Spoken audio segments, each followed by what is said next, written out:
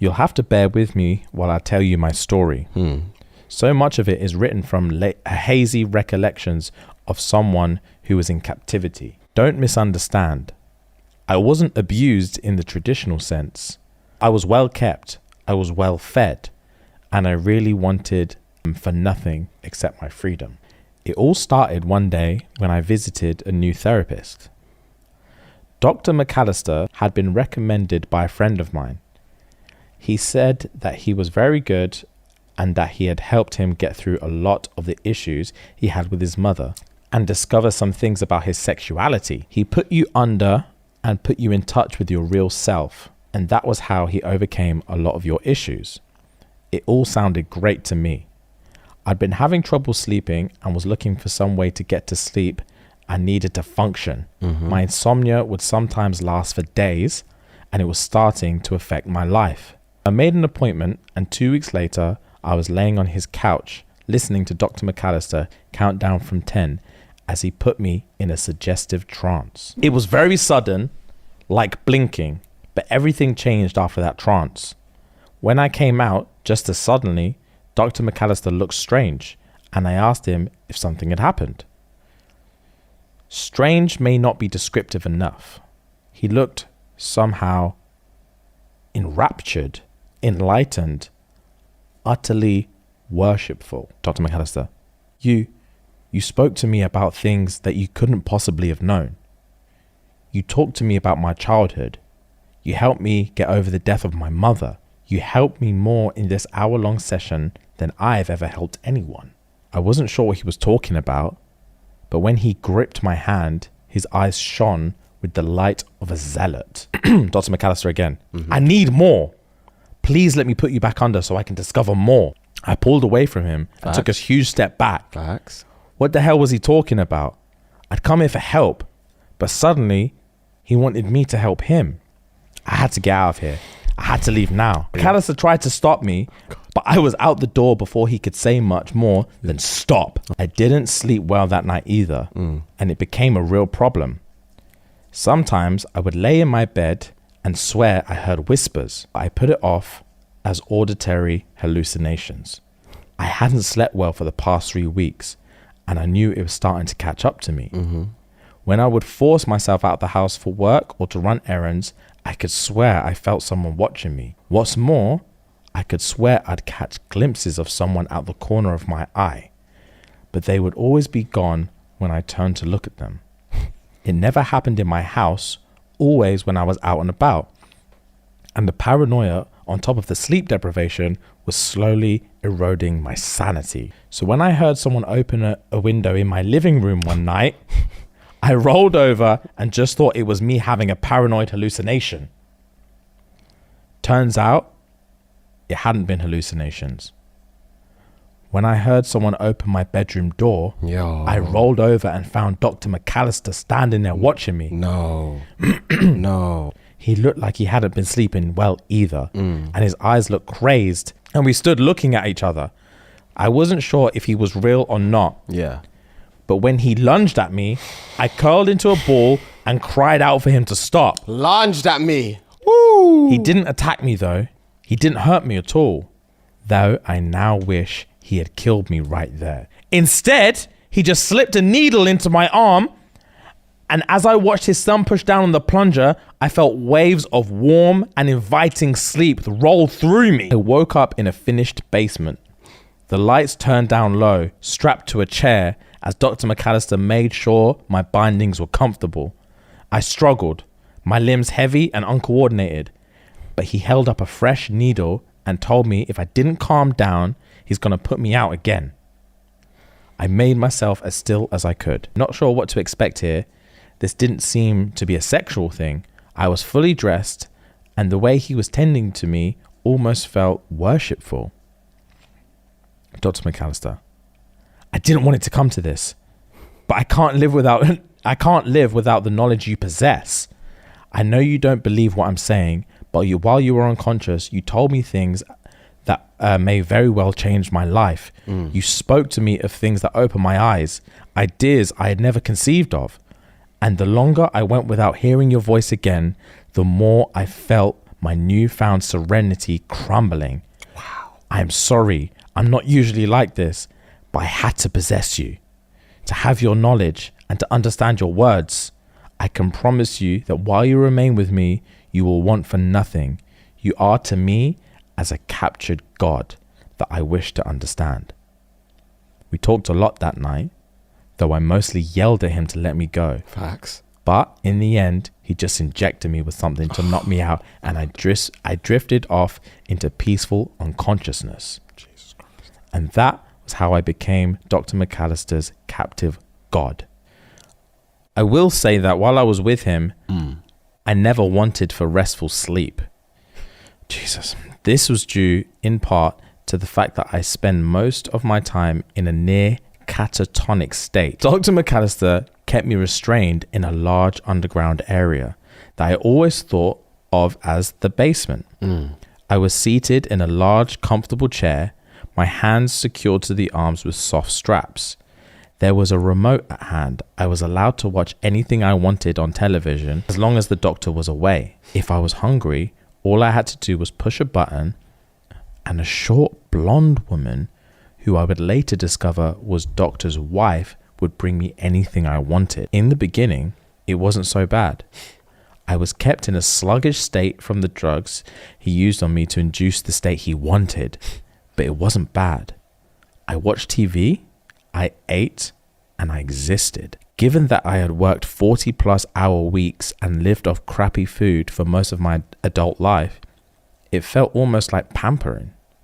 I was free to do what I liked, except leave or talk to people who were likely wondering what had happened to me. My mum, my dad, my friend, did any of them wonder what had happened to me? It may seem odd to you that I never tried to escape, but my head was always in a cloud of some sort. The drugs left me lucid enough to consume TV or audiobooks, but I never felt able to really settle my thoughts on anything in particular. I knew I should want to escape, but it was always a hard concept to catch hold of. Those days were the good days, back when Dr. McAllister was still operating his practice. That was when Dr. McAllister was still pretending to have a normal life. He would come down in the evenings and talk with me, just telling me his problems and asking me to help. He would ask me about stocks or bonds, the housing market, business ideas, patience, and inventions, and I would try my best to direct him in the way he wanted. I wasn't sure what he wanted. My head was too foggy most of the time to make any sense of it. But I would try my best to help him without the need to be placed into an unconscious state. We'd talk for hours about everything from the state of his marriage, the depraved childhood he'd lived through, the future of psychology, and even the condition of his soul. Jesus. I didn't always want to hear what he had to say, but I understood that it didn't really matter what I wanted. It didn't seem to matter anyway. We would talk for hours, but the end result was always a needle in my arm or my neck and several hours of blissful unconsciousness. I remember little from these periods of blackout, fortunately, but sometimes I would go to a dark place and just hang suspended in the murk. Things would whisper to me there, tell me things I couldn't understand, and I was powerless to stop them. This happened very rarely, but it was still too often for my taste. I don't know what I said to Dr. McAllister in those times, but there was always a drastic change when I came back to myself. It wasn't always for the better either. Once, I came back to myself and felt something wet in my lap. I glanced down, which was difficult because my head was strapped to the headrest. Oh my God. And found that someone had thrown a head into my lap. I flinched away from it as my soggy brain finally clicked it all together, but it was little more than a shudder in my current state. The head had wispy grey hair, a pair of broken glasses hanging across the face by one ear, and a nose full of broken veins from a lifetime of drinking. I didn't recognize it, but it soaked the pants of my pajamas. I did feel like it was familiar somehow. Dr. McAllister was sitting across from me, looking expectantly at the gift he had literally dropped into my lap. and I looked at it with confusion as he asked why had he done this. "You told me to," he said, a little shocked. "You said if I meant to truly get over the cruelty and abuse that my father had given me, then I had to destroy the icon of my father within myself. So I did."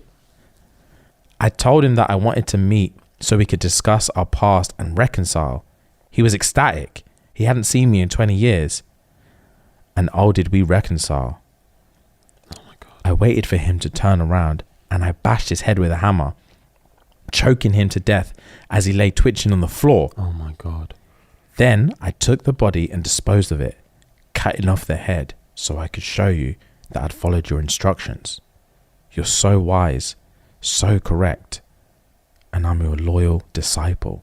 I started screaming, mindless gibbering noise, but he just bowed to me, and when the head hit the ground next to him, he didn't even flinch. That was my first inclination that the things I was saying in my sleep might be used in ways I had never considered. After that, he started bringing people down to see me. Oh no. At first, it was his wife, the blonde woman who had been feeding me. She looked skeptical as she approached, content to keep her husband's secrets, but unsure of joining him in this new experiment. I knew from our talks that he was afraid she would leave him, but enjoyed the financial stability of their marriage. He stuck me with the needle as she sat a few feet away, and when I came to, she was bowing and crying, and she thanked me for helping her see the truth. Oh my God. My husband was right. You truly are a god. I was wrong to ever doubt him or you. After that, it was friends and colleagues. They all seemed confused when he introduced them to me, calling me his god of knowledge, and some of them laughed thinking it was a joke. They would sit and talk to me, listening to my answers and looking at McAllister as if to ask if there was some elaborate prank. In the end, though, when I came back from little naps he would subject me to, it was always the same. Their smirk of disbelief or scowl of confusion was replaced with rapturous awe, and they would pledge their undying fealty to me.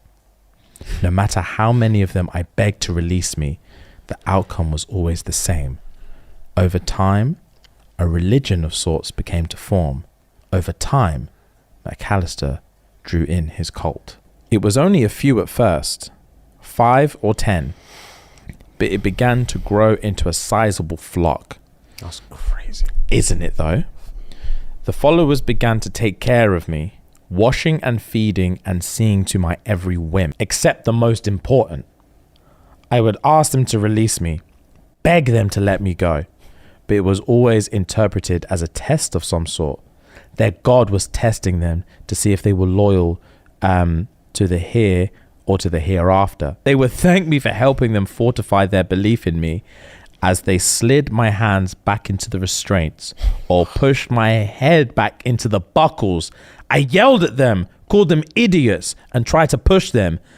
But the constant use of sedatives and the lack of exercise had made me weak. I wasn't wasting away, but I wasn't getting the exercise I needed to be certain. I could do little to free myself. My bonds always replaced, and after a while, I just gave in. The funny thing was that whatever I was telling them while I was under was working. McAllister showed me the money he had made. One, earned from stock and selling property, and the cult thrived. What's more, they all claimed to have cast off whatever addiction or mental health problems or childhood trauma had plagued them and were addicted now to nothing but serving me. Like McAllister had said, those who tried to leave or return to their lives reported feeling hopeless and manic unless they could return to my presence and hear my words, whatever they were. That was when things began to get bad. McAllister was truly addicted to my influence, and it led him to overstep. McAllister had been gathering his followers at his home, and while it was large, it was becoming too small to hold all of them. I can't really speculate on how many were there, but the basement was standing room only, I sat beneath a small bar that he was standing on, and the sea of bodies was dizzying. Though he was speaking, they all looked at me as if they were speaking through him. So many eyes looking at me, my body still held in the chair I had sat in for God knew how long. It was something I never got used to. It never made me feel like a deity. It never made me feel powerful to have them worship me. I always felt like a pet. Its freedom just one open door away. McAllister said they would be moving to a new place soon. A place that would house them all comfortably. They could all stay there indefinitely, leaving their jobs and lives behind so they could care for the captive god. He didn't say where it was, but he said they would all go this afternoon and to prepare for a long journey. Oh my goodness. Fam, the afternoon would scare me. Oh my. What do you mean today? We're going right now. Yeah, right Basically now. Going right now. Right now. Oh my God. Enraptured as he told them of their new home, but I began to feel that this would never end. When he began to bring people to see me, I had hoped that someone would fail to see me as he did and get me out of here. They would take me away from him, they would call the police, and I would be saved from my captivity. That never happened. Whatever power I had held them in sway, and after a while I doubted that I would ever get out of here. I didn't know how long I had been McAllister's captive god, but I knew that no matter how comfortable the life, this had to end. I decided then that if they weren't going to get me out, I would have to do it myself. Strangely, my chance came that very day.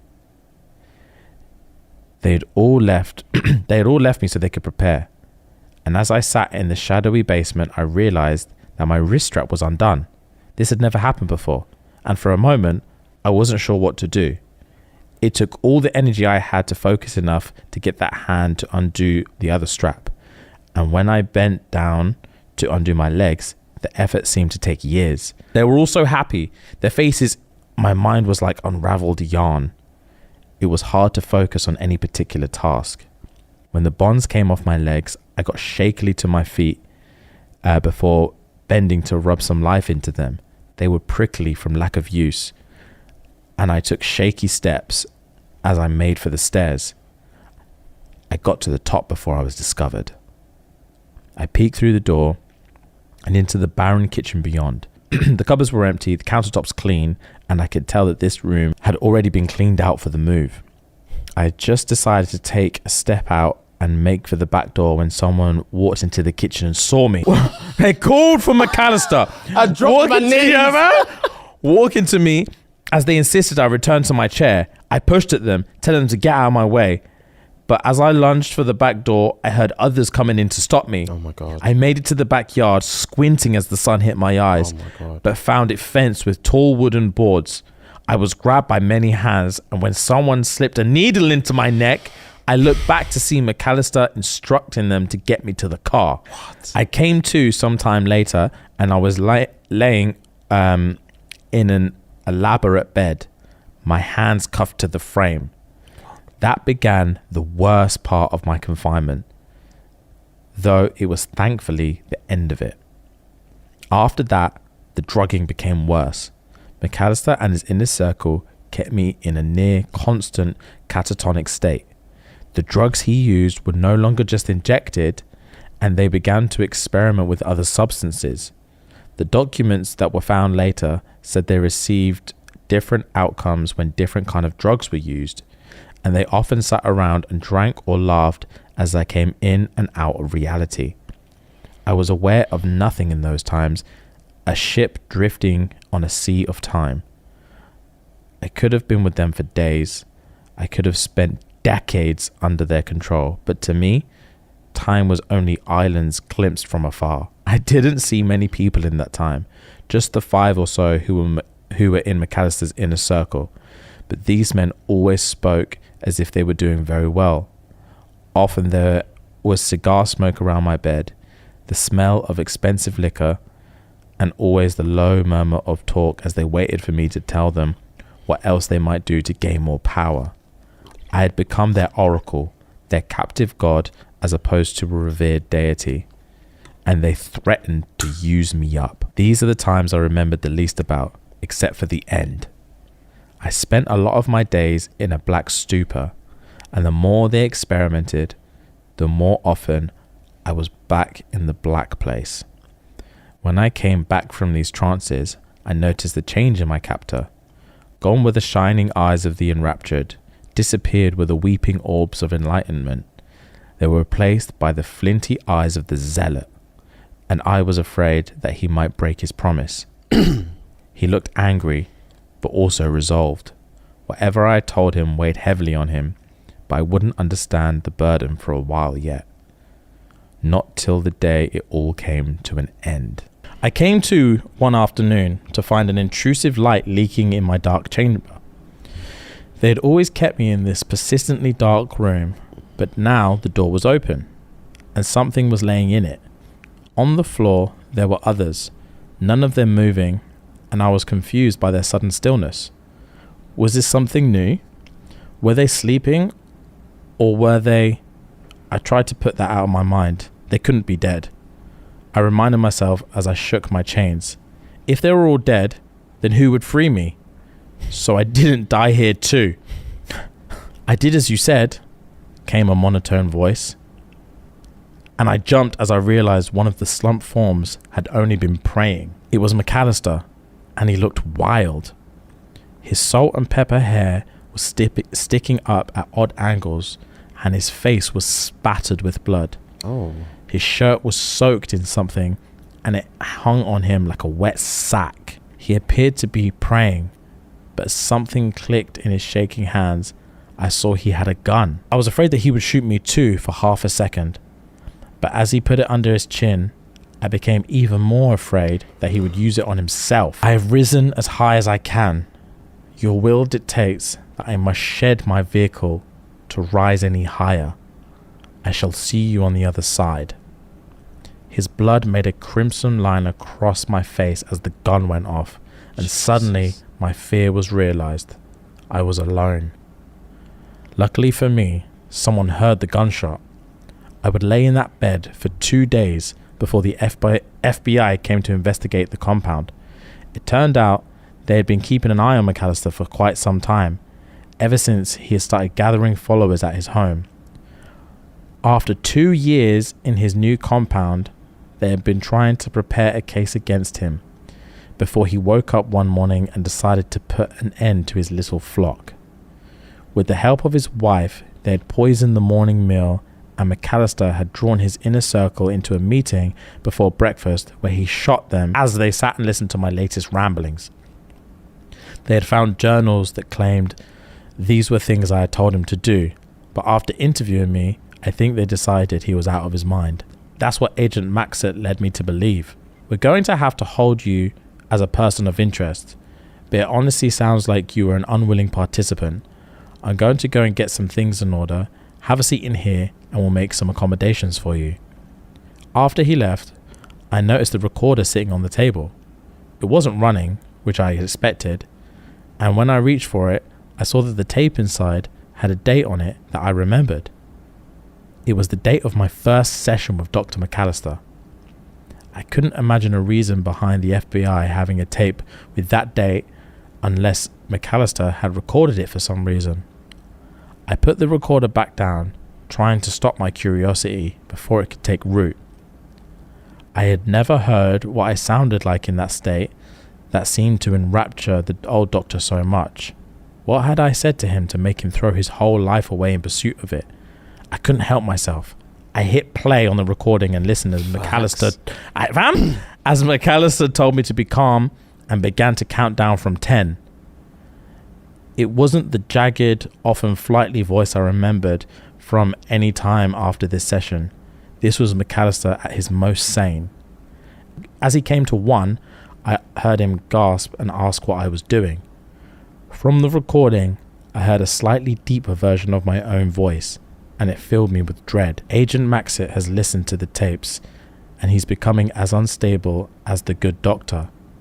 If you don't escape now, I fear that he'll have you just like McAllister did. You have to be quick, and you'll have to be smart. But if you mean to be free, you need to find a way out of here. Good luck. Who's saying this to him? This is the voice he's hearing on the tape from McAllister's first session. Oh my God. Oh my God. So he's talking to himself? He's talking to himself 2 years in the future. 2 years in... What? Brother? Is that the end? Yes, the end! Oh my God. I was locked into like the precinct and everything. Yeah. I was there, bro. The precinct! I was there. Bro, yeah. Oh. So, yeah. It ends with my guy's own voice from his first session with Dr. McAllister telling him Agent Maxwell's on it as well. Get the fuck out now. Wow. Otherwise we're running this whole thing back. Oh my God. Brother. Very good story. Very, very, very, very good That's story. probably why. Like, how were you able to know this and that? That's why he kept it. Yeah, Makes sense. facts, bro. Jeez. Yeah, boy. Yeah, pen game is wavy on that as well.